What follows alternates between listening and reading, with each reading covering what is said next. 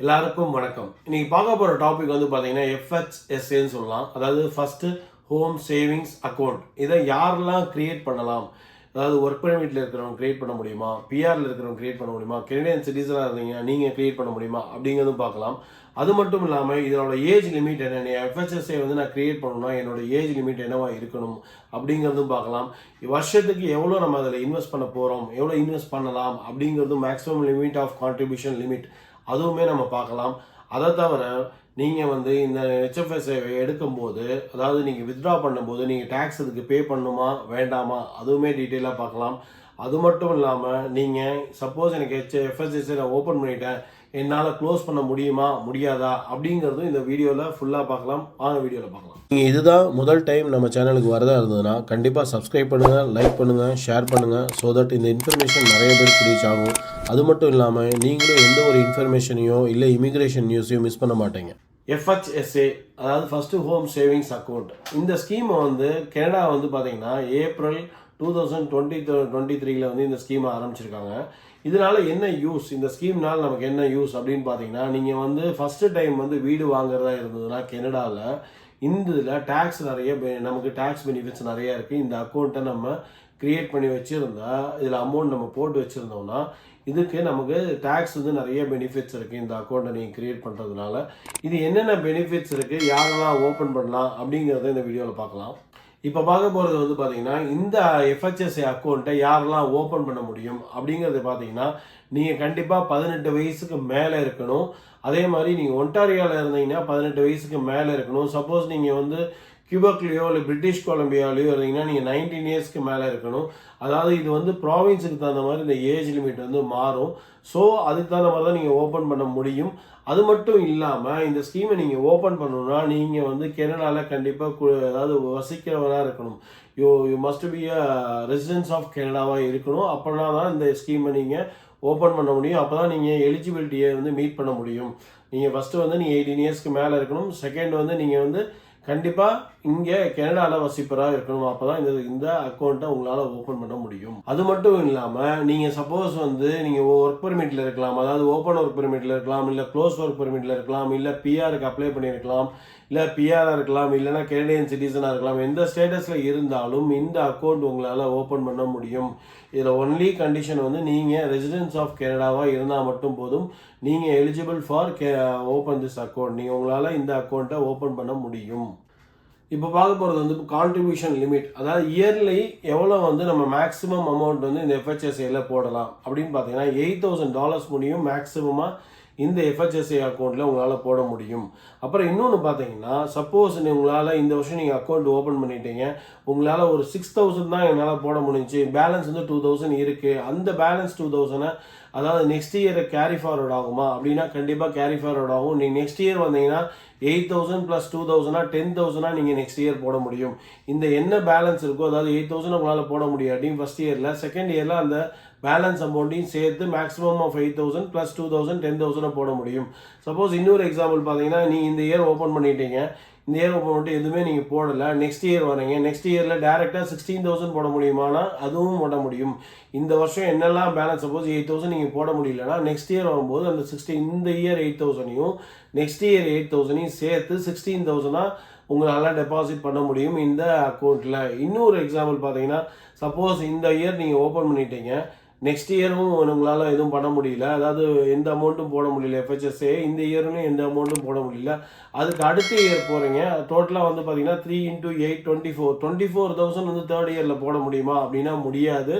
இது வந்து only 1 year மட்டும்தான் கேரி ஃபார்வர்ட் ஆகுமே தவிர எல்லா இயர்ஸுமே கேரி ஃபார்வர்ட் ஆகாது. அப்போவுமே தேர்ட் இயர்லேயும் நீங்கள் எவ்வளோ மேக்ஸிமம் போடலாம்னா 16,000 தான் மேக்ஸிமம் போட முடியும்.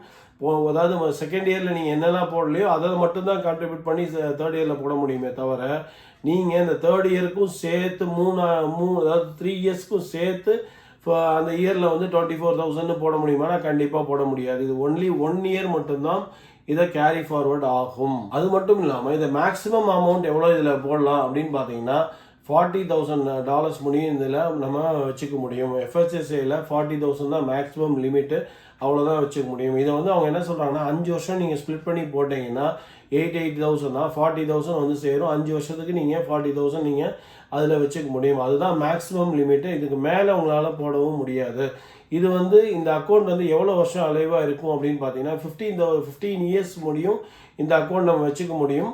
நீங்கள் அன்டில் நீங்கள் ஃபஸ்ட்டு டைம் ஹோம் அதாவது வீடு வாங்குறதுக்கு நீங்கள் எடுக்கிறதுக்கு சப்போஸ் நீங்கள் வந்து ஃபஸ்ட் இயர் வந்து எதுவும் போடல, செகண்ட் இயரும் எதுவும் போடல, இல்லை ஃபஸ்ட் இயர் வந்து 2000 போட்டு செகண்ட் இயர் அதோட பேலன்ஸ் போட்டு தேர்ட் இயர் அப்படி போயிட்டே இருந்துச்சுன்னா 15 இயர்ஸ் முடியும் இந்த அக்கௌண்ட் வந்து அலைவாக இருக்கும். நீங்கள் 15 இயர்ஸில் எப்போ வேணால் உங்களால் இந்த அமௌண்ட்டை வந்து வித்ட்ரா பண்ண முடியும்.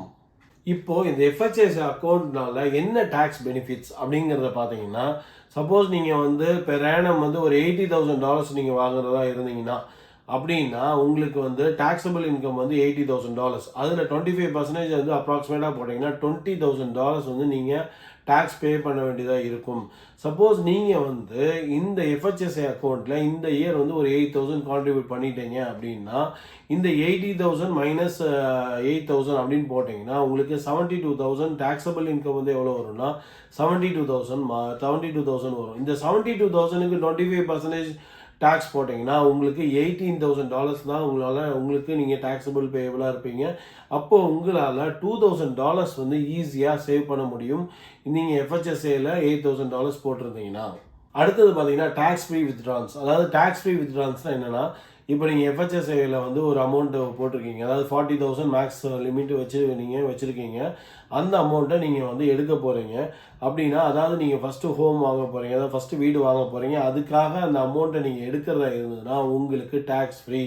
அந்த ஒரு 40,000க்கு நீங்கள் டேக்ஸ் வந்து பே பண்ண தேவை கிடையாது. ஆனால் நீங்கள் ஏற்கனவே ஒரு வீடு வாங்கியிருந்தீங்க உங்கள் பேரில் அப்படின்னீங்கன்னா, இது வந்து செகண்ட் வீடாக இருந்ததுன்னா நீங்கள் இந்த அமௌண்ட்டை வந்து நீங்கள் இந்த அக்கௌண்ட்டை ஓப்பன் பண்ணி ஏற்கனவே போட்டிருக்கீங்க. ஆனால் போடுறதுக்கு முன்னாடியே இன்னொரு வீடு வாங்கியிருக்கீங்க, இந்த அமௌண்ட்டை நான் யூஸ் பண்ணல, இந்த ஃபஸ்ட்டு வீட்டுக்கு நான் யூஸ் பண்ணலை, செகண்ட் வீட்டுக்கு என்னால் யூஸ் பண்ண முடியும்னா கண்டிப்பாக இந்த அமௌண்ட்டை செகண்ட் வீட்டுக்கு யூஸ் பண்ண முடியாது. சப்போஸ் நீங்கள் வித்ட்ரா பண்ணிங்கன்னா அந்த 40,000 கண்டிப்பாக டேக்ஸ் பே பண்ணி தான் ஆகணும். இந்த ஃபஸ்ட்டு சேவிங்ஸ் அக்கௌண்ட் வந்து கண்டிப்பாக ஃபஸ்ட்டு வீடுக்கு மட்டும்தான் டேக்ஸ் ஃப்ரீ. நீங்கள் வேறு ஏதாவது செகண்ட் வீடோ தேர்ட் வீடோ வாங்கினீங்கன்னா அதுக்கு எல்லாருக்குமே நீங்கள் டேக்ஸ் கட்டி தான் ஆகணும். அது மட்டும் இல்லாமல் இது வந்து எப்போ இன்னொன்று கண்டிஷன் கொடுத்துருக்காங்க. என்ன கண்டிஷன் பார்த்தீங்கன்னா, நீங்கள் எஃப்ஹெச்எஸ்ஏல போட்டு அந்த அமௌண்ட்டை எடுத்து ஒரு வீடு வாங்கியிருந்தீங்கன்னா அந்த வீட்டுக்கு நீங்கள் கண்டிப்பாக 1 இயர்க்குள்ளே குடி போகணும். நீங்கள் குடி போகாட்டியும் அது டேக்ஸ் ஃப்ரீ கிடையாது. அதுக்கும் நீங்கள் டேக்ஸ் கட்டணும் கண்டிப்பாக. இப்போ உங்களுக்குலாம் ஒரு டவுட் வரும். என்னென்னு பார்த்தீங்கன்னா, சப்போஸ் நான் வந்து எஃப்ஹெச்எஸ்ஏல போட்டுட்டேன், அமௌண்ட் வந்து 40,000 வந்து மேக்ஸிமம் லிமிட் இருக்குது, நான் வீடு வாங்கவே இல்லை, ஆனால் நான் வித்ட்ரா பண்ணணும், அதுக்கு டேக்ஸ் பே பண்ணணுமா அப்படின்னா கண்டிப்பாக நீங்கள் எஃப்ஹெச்எஸ்ஏல ஒரு அமௌண்ட் போட்டுட்டு நீங்கள் எப்போ வித்ட்ரா பண்ணாலும் அதுக்கு டேக்ஸ் பே பண்ணணும். அன்டில் நீங்கள் வீடு ஃபஸ்ட்டு ஹோம் வாங்கலைன்னா அதுக்கு நீங்கள் டேக்ஸ் பே பண்ணணும்.